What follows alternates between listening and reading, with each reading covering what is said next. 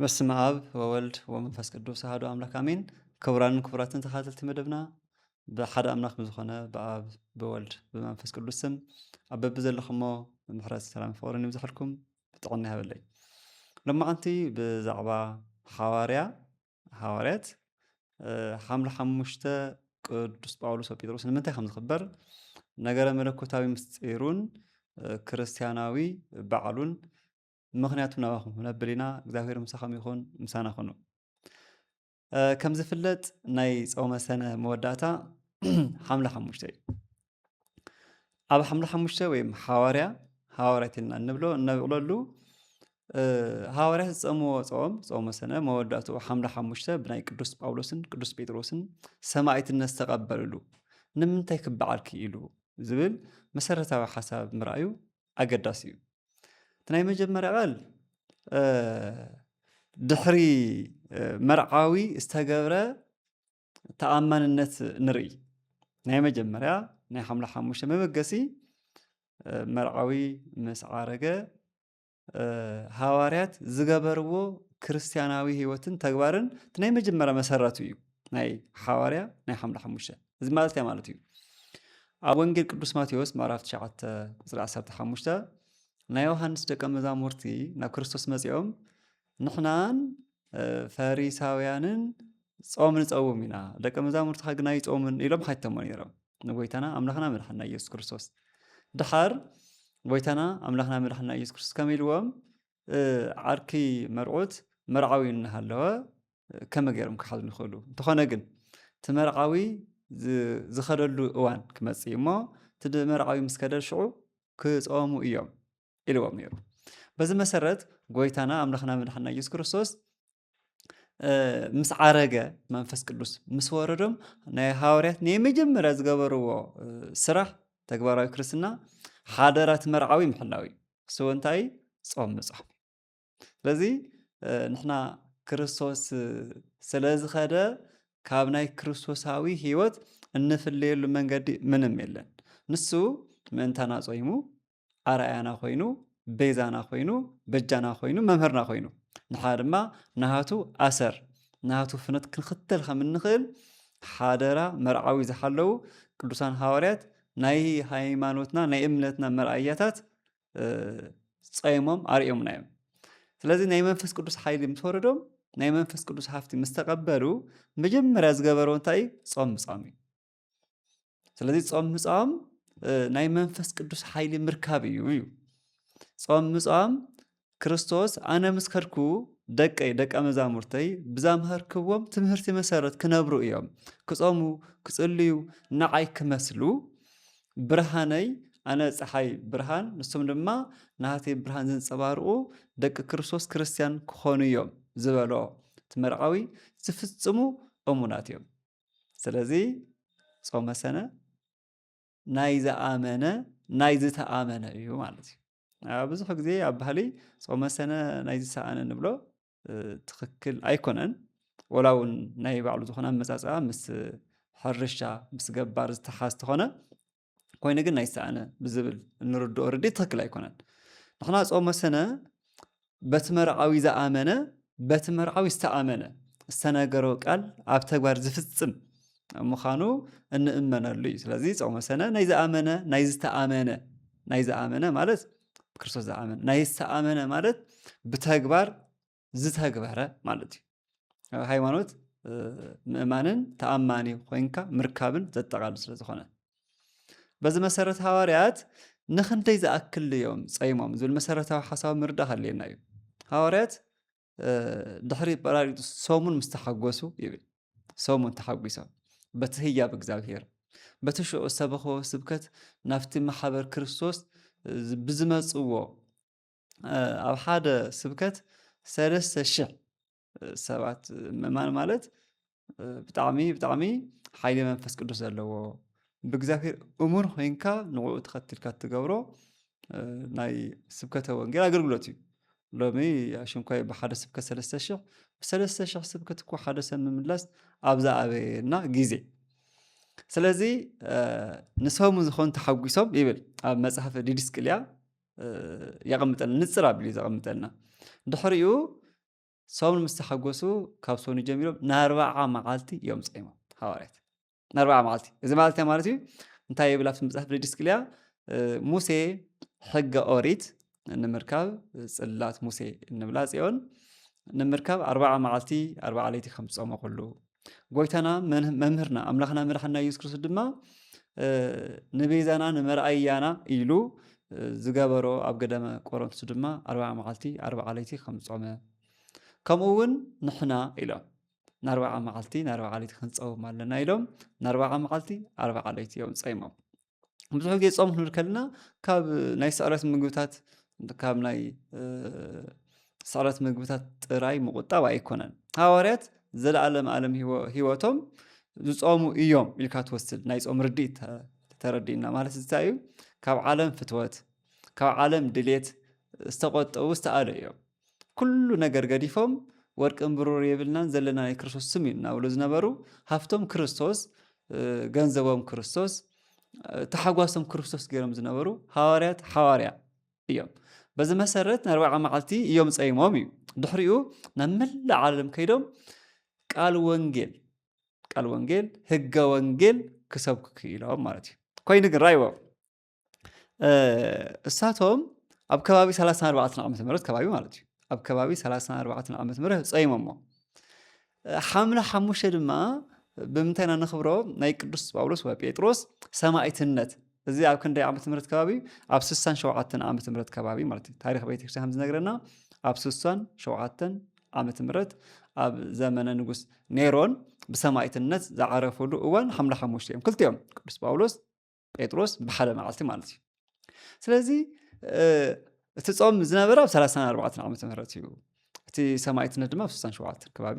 ኣብ 67 ዓመተ ምህረት ከባቢ እዩ እንታይ ያረኺብዎ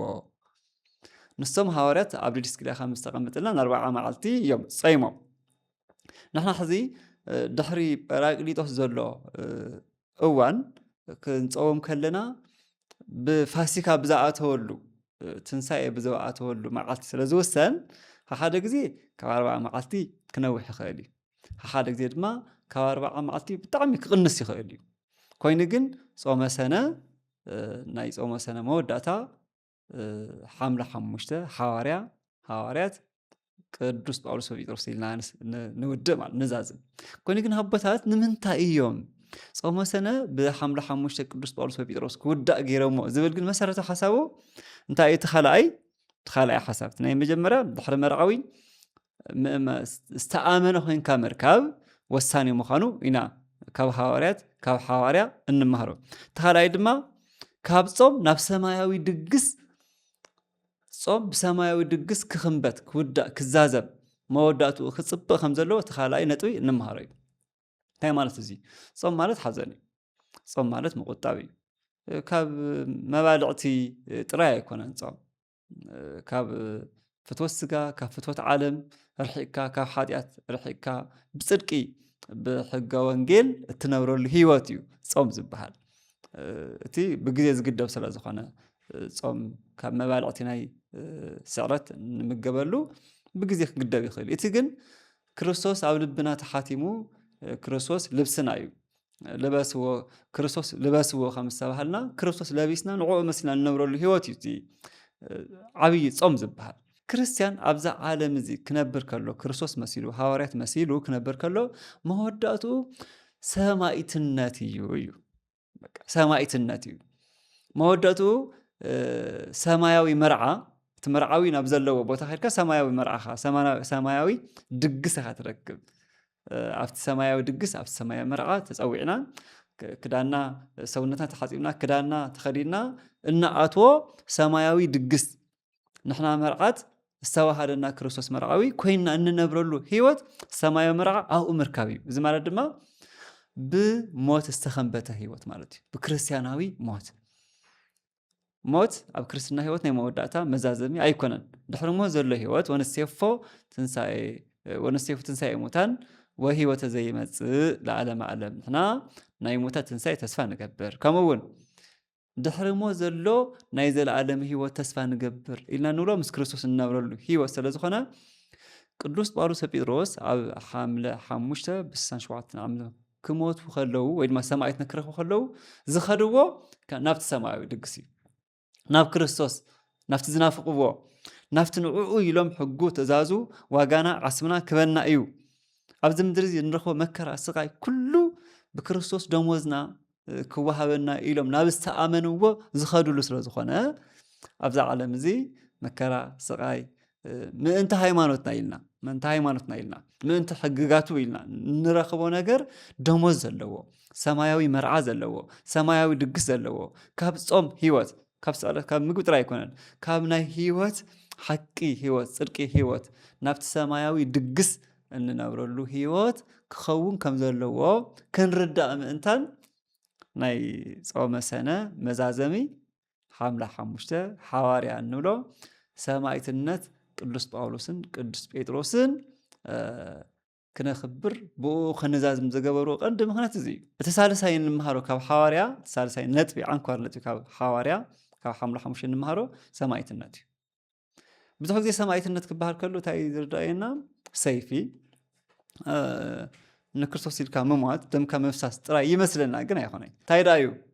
ሰማዕትነት ማለት እንታይ ማለት ትርጉሙ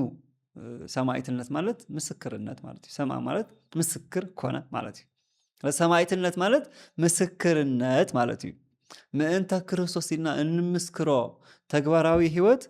ተግባራዊ ክርስትና እንታይ ይበሃል ሰማዕትነት ይበሃል ስለዚ ሰለስተ ዓይነት ሰማዕትነት እዩ ዘሎ ሰለስተ ዓይነት ሓደ ናይ መጀመርያ ሰማዕትነት እንታይ ይበሃል ቀያሕ ሰማዕትነት ይበሃል ቀያሕ ሰማዕትነት ማለት እንታይ ማለት እዩ ክሳዕ ሞት ዝተኣመንካ ኩን ኣኽሊል ህይወት ክደፍአልካ እየ ዝብል ናይ ጎይታና ኣምላኽና መድሓኒና ኢየሱስ ክርስቶስ ቃል ተኸቲልና እንኽተሎ ክርስቶስ ክሓድ ሃይማኖትካ ክሓድ ኢሎምና ኣይንክሕድን ኢልና ኣብ ክርስቶስ ተኣሚንና ሃይማኖትና ሓሊና ክነብር ከለና በዚ ደም ክፈስስ ከሎ እንታይ ይበሃል እዚ ቀይሕ ሰማዕትነት ብዙሓት ሰማዕታት ንብሎም ሓምላ 5 ነኽብሮ ድማ ናይ ቅዱስ ጳውሎስን ቅዱስ ጴጥሮስን ቅዱስ ጳውሎስ ብሰይፊ ክሳዱ ተሓሪዱ ከም በጊዕ ከምኡውን ቅዱስ ጴጥሮስ ድማ ኣነ ከም ጎይታ ክስቀል ኣይግበአንን ኢሉ ንቁልቁል ርእሱ ኣጋሩ ንላዕሊ ቁልቁል ርእሱ ንታሕቲ ከም ጎይታይማ ኣይመዓራረን ኢሉ ሰማዕትነት ዝረኸበሉ ማለት እዩ ስለዚ እቲ ናይ መጀመርያ ቀያሕ ሰማዕትነት እዩ ብዙሕ ግዜ ሰማዕትነት ክበሃል ከሎ እዚ ጥራሕ እዩ ዝመፀና እቲ ካልኣይ ሰማዕትነት ፃዕዳ ሰማዕትነት ይበሃል ፃዕዳ ሰማዕትነት ማለት እንታይ ማለት እዩ ፃዕዳ ሰማዕትነት ማለት ካብ ስጋዊ ፍትወት ካብ ዓለማዊ ድሌትን ዓለማዊ ፍትወትን ነፍስኻ ሰውነትካ ኣፅሪኻ ብትእዛዙ ብሕጉ ክትነብር ከለኻ ክርስቶስ መሲልካ ሃዋርያት መሲልካ ኣበው ቅዱሳን መሲልካ ክትነብር ከለኻ እዚ ፃዕዳ ሰማዕትነት ይበሃል ንፅህናኻ ሓሊኻ ማለት እዩ ድሕሪ እቲ መርዓዊ ዘሎ ክርስትያናዊ ተግባር ጾም ጸሎት ስግደት ካልእ ቁርባን ንስሓ እዚኦም ኩሎም እናሓለኻ እናተጋደልካ ነዚኦም ብንፅህና ብቅድስና እትነብሮ ህይወት ሃዋርያት መሲልካ ክርስቶስ መሲልካ ክርስቶሳዊ መሲልካ ክርስቶሳዊት መሲልኪ እንነብሮ ህይወት ይበሃል ፃዕዳ ሰማዕትነት ይበሃል እዚ ሰማዕትነት እዩ ስለዚ ሳልሰ ሰማዕትነት ድማ እንታይ ይበሃል ሓምለዋይ ሰማዕትነት ይበሃል ሓምለዋይ ሰማዕትነት ዝበሃል ድማ እንታይ ማለት እዩ ሕድሕድ ሰብ ብስሩሑ ብሞያኡ ንሓቅን ንፅድቅን ብፈሪሃ እግዚአብሔር ልክዕ መጥምቀ መለኮት ቅዱስ ዮሐንስ ደሞዝኩም ይኣኽለኩም ኢሉ ከም ዝሰበኾ ከም ዝገሰጾ ደሞዘይ ተኣኽለኒ ኢልካ ካብ ስስዓ ካብ ሙስና ሰባት ካብ ምድላው ንኩሉ ብሓቅን ብፅድቅን እትነብሮ ህይወት እንታይ ይበሃል እዚ ሓምለዋይ ሰማዕትነት ይበሃል እዚ ኩሉ ሰማዕትነት እዩ ዝበሃል ተግባራዊ ክርስትና ተግባራዊ ህይወት እንመሃረሉ እዩ ሓምላ 5 ካብ ጾመ ሰነ ናብ ሓምላ 5 ቅዱስ ጳውሎስ ወይ ጴጥሮስ ናብ ዝዓረፍሉ ናብ ሰማዕትነት ናብ ዝረኸበሉ ክኽበር ኣለዎ ኢሎም ሊቃውንቲ ዘቐመጥዎ ቀንዲ ምክንያት እውን ሰማዕትነት ኣብ ክርስትና ህይወትና ክንበብ ከም ዘለዎ እዩ ስለዚ ማንም ብሞይኡ ንሓቂ እዩ ክነብር ዘለዎ እዚ ሰማዕትነት እዩ ሰማዕትነት እዩ ኣይነዳሉን ብማዕርና ንሰርሕ ሰብ ረኣየኒ ኣይረኣየኒ ሓላፊ ረኣየኒ ኣይረኣየኒ ዘይኮነ ብዝተዋሃበካ መክሊት እትነብሮ ህይወት እንታይ ይበሃል ሓምለዋይ ሰማዕትነት ይበሃል ክርስቶስና ንሰብኽ ዘለና ብርሃንኩም ኣብ ቅድሚ ሰብ ኩሉ ይብርሃ ማለት እኮ ስራሕኩም ተግባርኩም ህይወትኩም ማለት እኮ እዩ ስለዚ እዚ ድማ ድሕሪ መርዓዊ ልክዕ ሓዋርያ ተኣሚኖም ብጾም ጀሚሮም ናብ ዓለም ኩሉ ኸይዶም ሕገ ወንጌል ከም ዝሰበኹ ኩሉ 40 መዓልቲ 40 ለይቲ ጸይሞም ንሕና ድማ ድሕሪ እቲ መርዓዊ ብሃዋርያት ትምህርቲ ብሃዋርያት መሰረትነት ተኣሚንና ቅዱስ ቄርሎስ ሃዋርያት እዩ ዝበለ ንሕነሰ ንተሉ ሃይማኖት አበዊነ ንበለ ተወላውሎ ንሕናስ ናይ አቦታትና ሃይማኖት ብዘይ ምንም ጥርጥር ንስዕብ ንኽተል ኢሉ ቅዱስ ቄርሎስ 318 ሊቃውንት ማለት እዩ ተሓደ ዝኾነ ንሓ ናይ አቦታትና እምነት ንኽተል ኢሉ እሱ ናይ ሃዋርያት ማለት እዩ ሃዋርያት ናይ ክርስቶስ ስለዚ ንሕና ናይ አቦታትና እምነት ንኽተል ከለና ኸይዱ ናብ ምን እዩ ናብ ናይ ክርስቶስ ትምህርቲ ሕገ ወንጌል እዩ ዝኸይዱ ኣሎ ማለት እዩ በዚ መሰረት ሰማዕትነት በዚና ንርድኦ ስለዚ ክርስቶስ ክሓድ ማለት ሰይፊ ጥራይ ኣይኮነን ሃይማኖትካ ከዓ ካብ ፍቅሪ ክርስቶስ ዝፈለየኒ የለን ዝብል ንሰይፊ ጥራይ ኣይኮነን እዚ ቀይሕ ሰማዕትነት እዩ ጻዕዳ ሰማዕትነት ግን ዓለም ፍትወታት ተምጽእ ኸላ ዓለም ድሌታታት ተምጽእ ኸላ ናይ ሓጢአት እንግዶት ተምጽእ ኸላ ሰውነትካ ብንጽህና ናይ ክርስቶስ መሕደሪ እዩ ኢልካ ናይ ክርስቶስ ቤተ መቅደስ እዩ ኢልካ ብንጽህና ክትነብር ከለኻ ሰማዕትነት እዩ ስለዚ ዓለም ተምጽኦ ሰይፊ ጥራይ ኣይኮነን ስለዚ ዓለም ፍትወታን ድሌታን ከተምጸልካ ከለኖ ኣይኸውንን ክርስቶስ መሲለ አቦታተይ መሲለ ክነብር ይኽእል ከለኻ እንታይ ይበሃል ጻዕዳ ሰማዕትነት ይበሃል እንደገና ድማ ስሳዕን ገንዘብን ድማ ተምጽእ ናብ ሞያኻ ናብ ስራሕኻ ክርስቶስ ናብ ዘብረህልካ ኣእምሮን መክሊትካን ድማ ስሳዕ ተምጽእ ገንዘብ ተምጽእ ከምዚ ግበር ከምዚ በድል ከምዚ ግበር ትብል ኣይከውንን ደሞዘይ ይኣኽለኒ ኢልካ ትነብሮ ድማ ሓምለዋይ ሰማዕትነት ይበሃል ስለዚ ሓዋርያ ጾመ ሰነ ብሓምለ 5 ብሰማዕትነት ቅዱስ ጳውሎስ ወጴጥሮስ ካብ 34 ዘሊልና ናብ 67 ዓመተ ምህረት ዝተኸናወነ ክነኽብር ካብ ዘገደደና ሓደ ዓብይ ምክንያት ሰማዕትነት ተግባራዊ ክርስትና ተግባራዊ ህይወት ክርስቶስ ምምሳል ክርስቲያናዊነት ኣብ ህይወትና ክንበብ ከም ዘለዎ ዘርኢ እዩ ማለት እዩ እዚ እቲ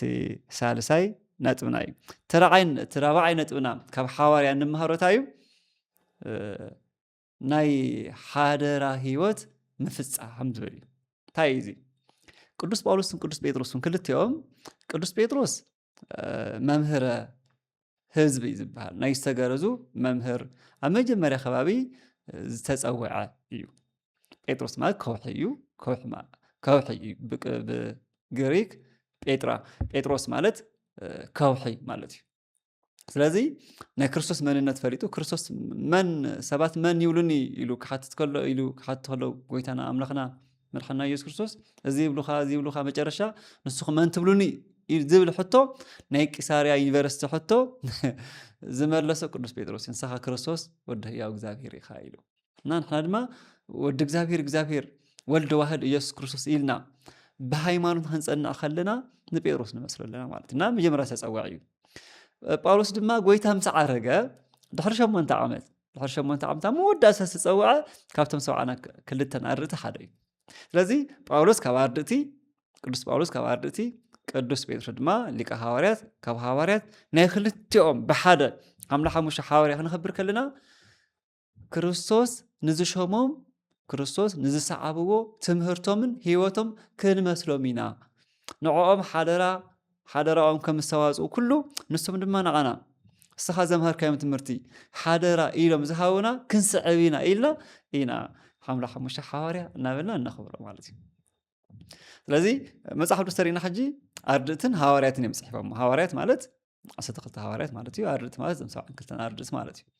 እዚ ቅዱስ ጳውሎስ ካብቶም ኣርድእቲ እዩ ወላ ወንጌል እውን ቅዱስ ወንጌል ተጻሓፈ እውን ኣርድእቲ ወንጌል ጥራይ እኮ እንተሪእናስ ማቴዎስን ዮሐንስን ካብ ሃዋርያት እዮም ማርቆስን ሉቃስን ድማ ካብ ኣርድእቲ እዮም ከምኡ ጠቕላላ ሓዲስ ኪዳን ተሪእና ድማ ቅዱስ ጳውሎስ ዝጻሓፈ ጽሕፈት እኳ መጽሓፍ ይበዝሕ ኣብ ሓዲስ ኪዳን ናብ ከባቢ 14 መልእኽታት ጽሑፋት ይጽሒፉ ስለዚ ንሕና ናይ ሃዋርያትን ናይ ኣርድእትን ኣስተምህሮ ህይወት ክርስቶስ ዘንጸባርቑ ንኽተል ንስዕብ ስለዚ ሓዋርያ ኢልና ቅዱስ ጳውሎስ ወጴጥሮስ 5 ነኽብር ማለት እዩ ስለዚ እንታይ እዩ ሓደራ ተባሂቡ ነይሩ ቅዱስ ጴጥሮስ ተይልና ቅዱስ ጴጥሮስ ህይወቱ ንዓና ዘምህረና ካብ ክሕደት ናብ ጽኑዕ እምነት ዝመጸሉ እዩ ንክርስቶስ ክሕድዎ እዩ ግን ተስፋ ስለ ዘይቆረጸ እንደገና حدش هيوت مسريتو حدش امنت أتناخيرو كسعوا خيليو قريبو ولا تودغه ቅዱስ ሥጋው ክቡር ደሙ ወሲዱ ወላ ተወደቀ ወላ ተኻሓሩ እንደገና ተመሊሱ ይቕረበለኒ ኢሉ ንስሓ ኣትዩ ስዒቡ ኣብ ሰማዕትነት ዝበፅሐ ሓደርኡ ዝተዋፀ እዩ እሞ ንሕና ካብኹም እዚ ንምሃር ሓደራ ምውፃእ ጎይታ ዝሃብካና ሓደራ ድሕረይ ንዓይ መሰሉ ኢልካ ዝሃብካና ሓደራ ብሃዋርያ ዘምሃርካና ትምህርቲ ንስዕብ ንኽተል ኢልና ሃዋርያ 5 ንኽብር ማለት እዩ ስለዚ ጴጥሮስ ካብዚ ናበይ ኸይዱ ናብ ዮሐንስ ወንጌል ኣብ መጨረሻ ናይ ዮሐንስ ወንጌል ምዕራፍ 21 ካብ ቁፅሪ 16 ከባቢ ትፈትወኒ ዲኻ እናበለ ጠይቕዎ ጎይታ ትፈትወኒ ዲኻ ጎይታ ከም ዝፈትወካ ስኻ ኩሉ ትፈልጥ ኤልሻዳይ ኢኻ ኩሉ ትፈልጥ እናበለ በል መሓሲአይ መግብ ኣባጊዐይ ሓሉ ኣባጊዐይ ኣብልዕ ኢሉ ሰለስተ ህፃናት መናእሰይ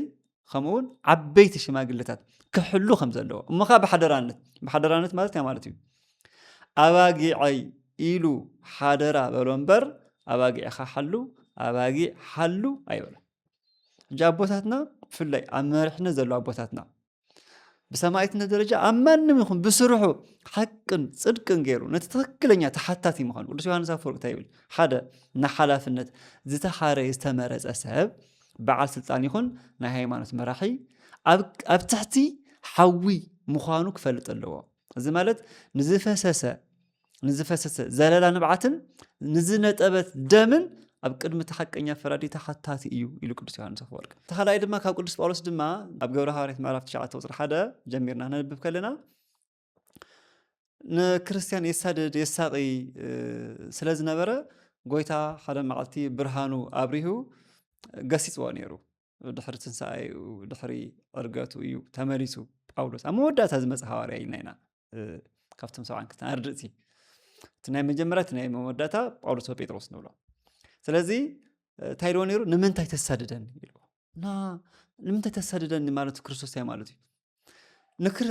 ንክርስቲያን ብፍትሒ ብምሕደራ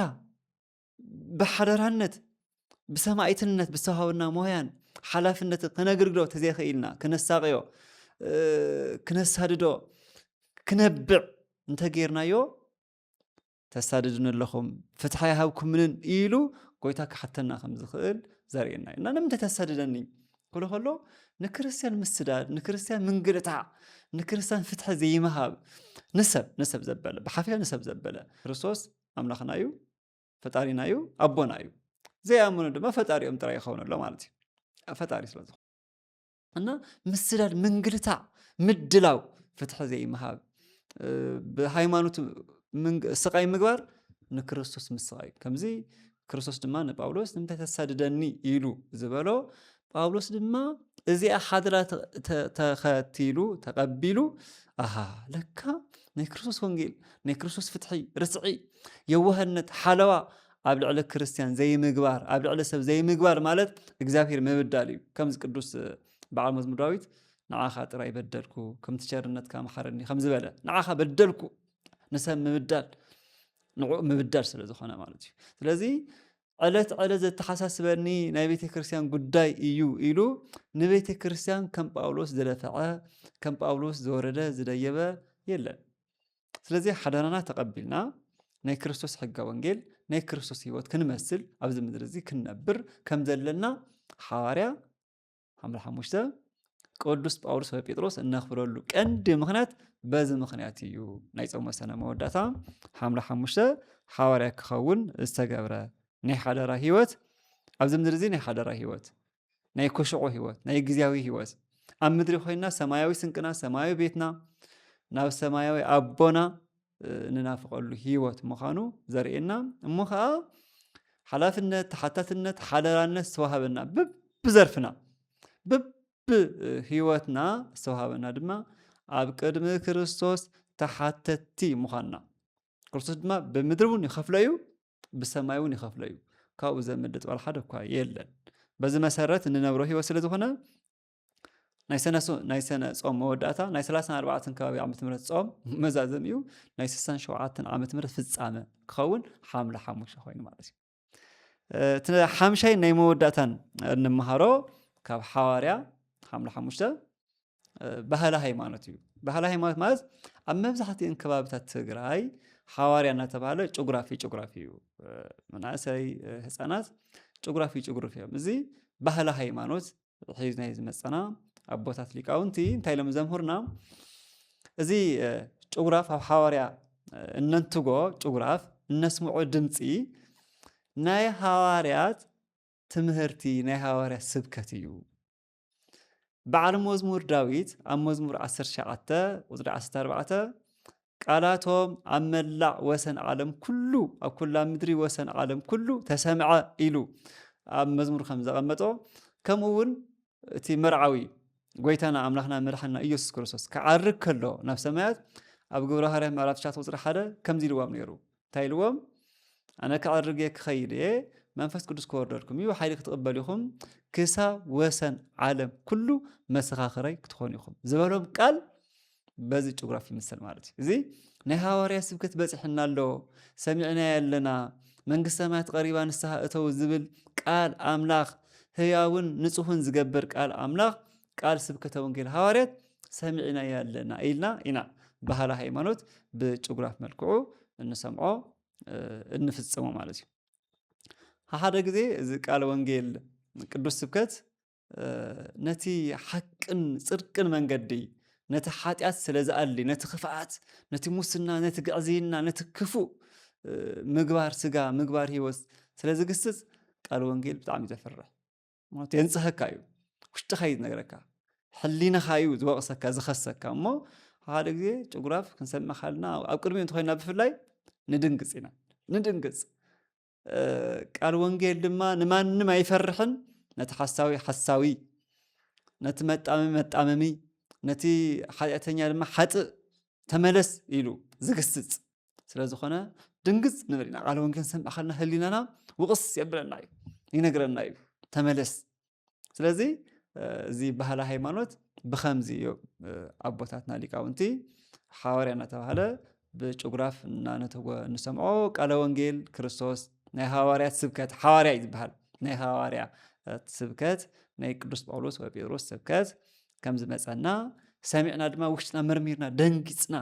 ድንግጽ ኢልና ወይ መንግስቲ ሰማያት ቀሪባ እያ ክርስቶስ ኣምላኹ ሓደራ ኢልና እዩ ኸይዱ ንዓይ ምሰሉ ኢልና እዩ ኸይዱ ስለዚ ንዕኡ ክመስል ኣለኒ ኢልና ካብ ሓጢኣትና ካብ በደልና ተመሪስና ንዕኡ እንመስለሉ ሂወት ክንስዕብ ምንታን ሓዋርያ ብጭጉራፍ እነኽብረሉ ባህላ ሃይማኖት ውን ኣለና ትውፊት ኣለና በዚ መንገዲ ክንርድኦ እዩ ዝግበአና። ህፃናት እውን ፀወታ ጥራይ ዘይኮነስ ቃለ ወንጌል ቃል ክርስቶስ ናይ ሃዋርያት ትምህርቲ ምዃኑ ፈሊጥና ድማ ህፃናት ቃሉ ክንመሃር ኣብ ቤቱ ክንእከብ ጎይታና ክነምስግን ክነምልኽ ይግበአና ማለት እዩ። ስለዚ ሓምለ ሓሙሽተ ናይ ሃዋርያት ናይ ጾመ ሰነ ናይ ዝኣመነ ናይ ዝኸስተነ ናይ ዝተኣመነ ጾም እዩ ናይ ሓደራ ጾም እዩ ናይ ሓደራ ናይ ተግባራዊ ሂወት ተግባራዊ ክርስትና ጾም እሞ ብሓምለ ሓሙሽተ ብቅዱስ ጳውሎስ ወጴጥሮስ ሰማዕትነት ክኽንበት ዝተገብረ ቀንዲ ምክንያታቱ እዚኦም እሞ እግዚአብሔር ኣምላኽ ድማ ናይ ጽባሕ ሰባት ክብለና ሃዋርያት ብዘምሃሩና ብዘረአዩና ትምህርቲ ጸኒዕና ክንነብር ብሰማዕትነት ክንነብር ንክርስቶስ መሲልና ንሃዋርያት መሲልና ክንነብር ሓይልን ብርቱዕን ጉልበትን ጽንዓትን ክህበልና ንዓድና ሰላምን ህድኣትን ንህዝብና ፍቕርን ሓድነትን ክዕድለና ናይ ቅዱስ ኣምላኽና እግዚአብሔር ቅዱስ ፈቃድ ይኹን። ናይ ቅዱሳን ሃዋርያት ቅዱስ ጳውሎስ ወጴጥሮስ ናይ ቅዱሳን ሃዋርያት ብምልኦም በረኸት ረድኤቶም ጸሎት ኣማላድነቶም ኣይፈለየና። ወስብሐት ለእግዚአብሔር ወለወላዲቱ ድንግል ወለመስቀሉ ክቡር አሜን።